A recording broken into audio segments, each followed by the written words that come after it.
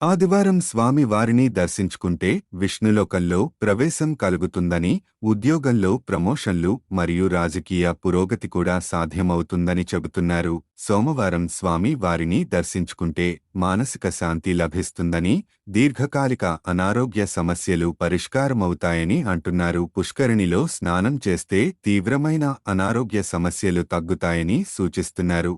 మంగళవారం తిరుమల శ్రీవారిని దర్శించుకుంటే రుణ బాధల నుంచి విముక్తి పొందవచ్చని, సొంతింటి కలను నెరవేర్చాలంటే మంగళవారం దర్శించుకోవాలని సూచిస్తున్నారు. బుధవారం స్వామి వారిని దర్శించుకుంటే సరస్వతీ కటాక్షం లభిస్తుందని, చిన్న పిల్లలకు మంచి విద్య లభిస్తుందని, చదువులో వెనుకబడిన పిల్లలు బుధవారం స్వామిని దర్శించుకుంటే చదువులో విజయం సాధిస్తారని చెబుతున్నారు.